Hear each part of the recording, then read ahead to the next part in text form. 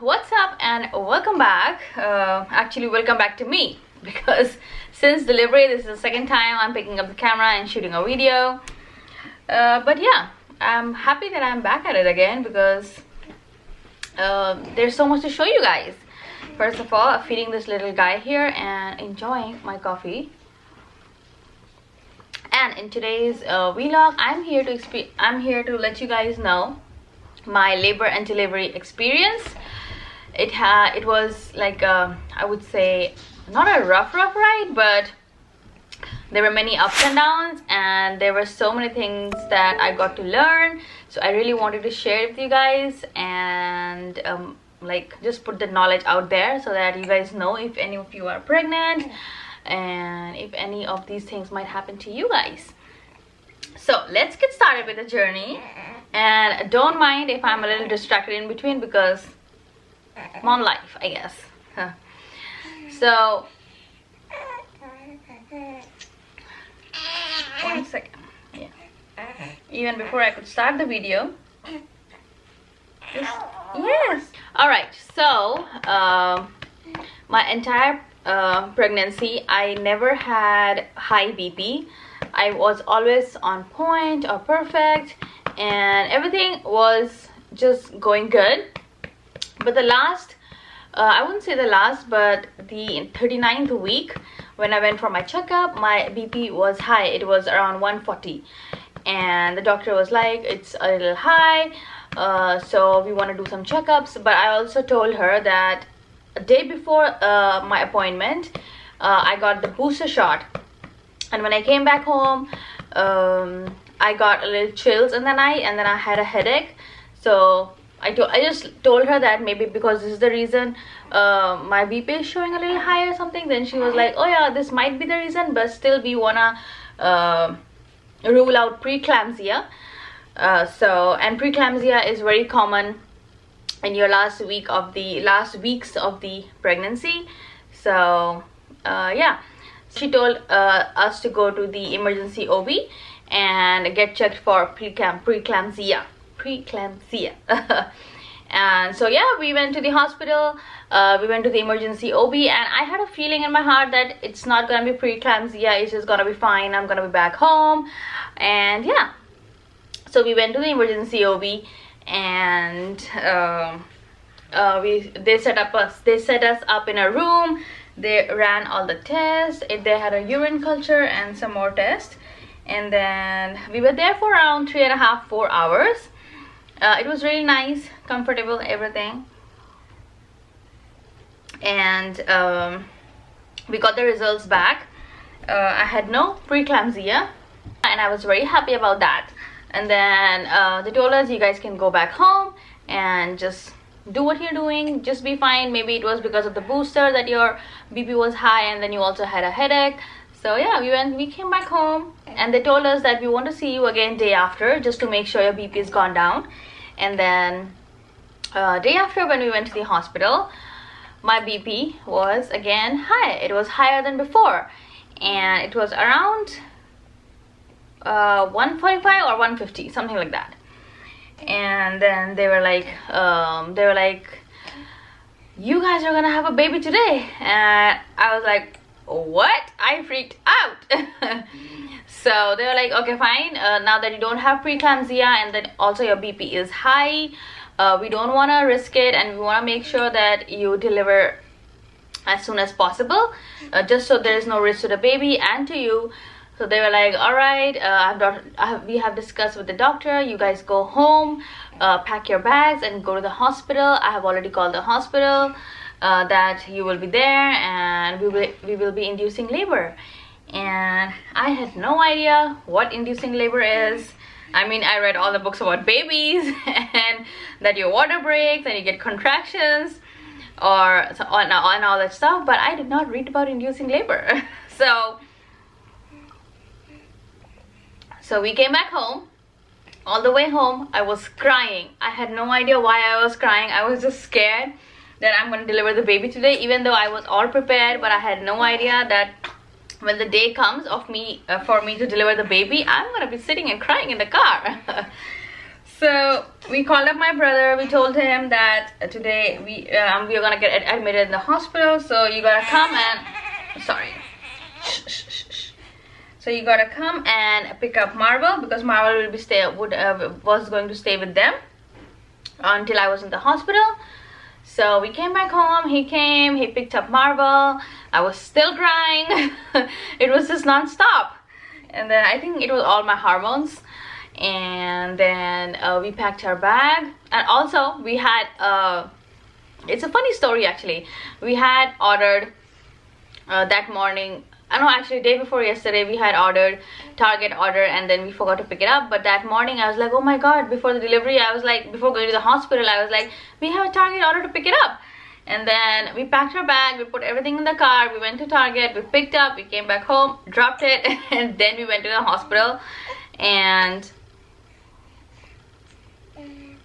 And then we reached the hospital. We told them, the doctor had already called them, told everything about that I'm gonna be here, inducing labor.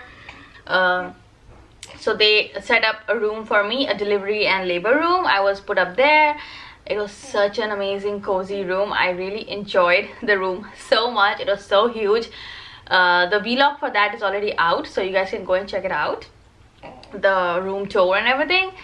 And then I was in the room, the doctors came, they spoke to me, they did my COVID test, it came out negative, so I could be without the mask the entire time. So it was really good that I was not in a mask, and I was so happy. Alright, so I was put up in that room, I changed into the hospital gown, and they put up monitors to monitor the baby's heartbeat and everything. And they also put up the tube in my hand for the IV for later on. And then the doctor was there. She came and she told me how she's going to induce me. Gonna put the Foley bulb and then also the tablet for effacement. And I was like, okay. And she came up, she bought that whole thing, the Foley bulb. And when I saw the thing, I was like, oh my god, this is so huge. I was like, I asked her, is this whole thing gonna go inside me? And she was like, no, just the half of it, like this much part is gonna go inside, this much part is gonna hang outside, and I'm gonna tape it to your thigh. So I was like, okay, fine.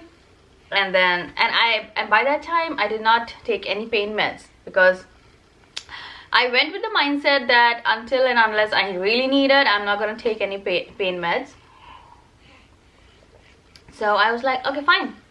And then she started she started the inducing process by inserting the Foley bulb. And my god, it is so painful. It is uncomfortable first of all, and so like painful when she inserts it, because she has to really insert it inside. And I was dying. I was like, oh my god, somebody help me out here. But then she was such a good doctor, it went really fast. And it just went properly, the whole process. And then she also put the tablet in. Tablet, I didn't feel anything, but the Foley bulb, I really felt it.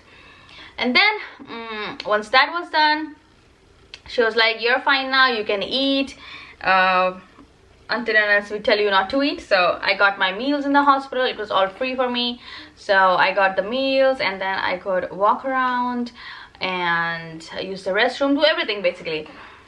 And then she again came up after a few hours, and she put another tablet. First they had plans of inserting like 4 tablets for the effacement, but after 2 tablets she said you don't need any more effacement, because your body is just doing the work and it's going perfectly. And she also pulled out, after a few hours, she also pulled out the Foley bulb, which dilated like 3 centimeters. So I was 3 centimeter dilated then. And after that, the body was just doing everything on its own. They did not have to use any medications to do anything to induce my labor.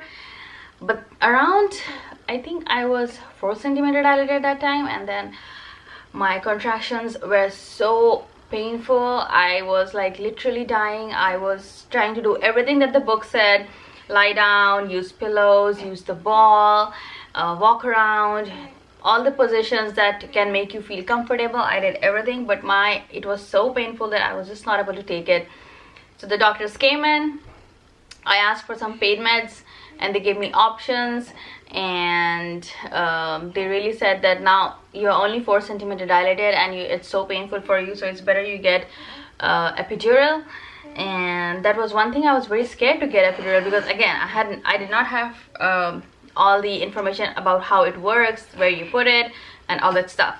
But they came in, they explained it to me really well, so I got a little bit of confidence then.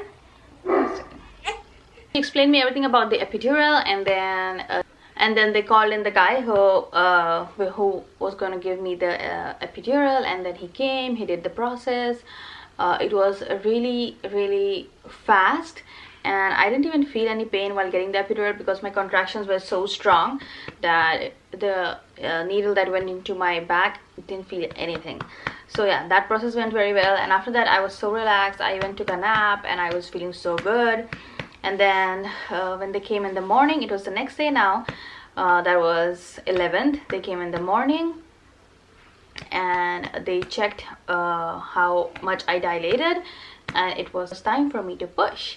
So yeah, that was the process of me pushing the baby out. The vlog is also out, but again the rules were no recording while pushing, so that's why we didn't record that part. But yeah, after that I pushed the baby out in 45 minutes because I was well rested and I was feeling so good. I did not feel any pain at all while pushing. I just felt the pressure. There was a lot of pressure that I could feel, but no pain at all. So I'm very thankful that I took the epidural. I listened to the doctor, also because she explained it to me so well. It gave me confidence of what to do and what not to do. So yeah, that was the process. After the baby was delivered, they transferred us to the postpartum room, where the nurses were so good over there. Everybody was so helpful. They were so guiding me very well, explaining me, and lactation consultant was coming, and also they were constantly monitoring the baby, me, my recovery. So I stayed there for one more day, and then we were out of the hospital and we came back home. So yeah, that was my labor and delivery experience. So how to deliver, so maybe it is a little helpful to you guys knowing about all this stuff, because yeah, when I was about to deliver, because during my time I did not have any idea about all this stuff, so I wish somebody would have told me, or I would have seen some video where I would have known about all these things. So that's the only reason I wanted to let you guys all know about what happened, what the experience was. And yeah, and this little beautiful guy was born. I'm just burping him right now, and Wang is making dinner downstairs. I'm gonna see you guys in my next vlog.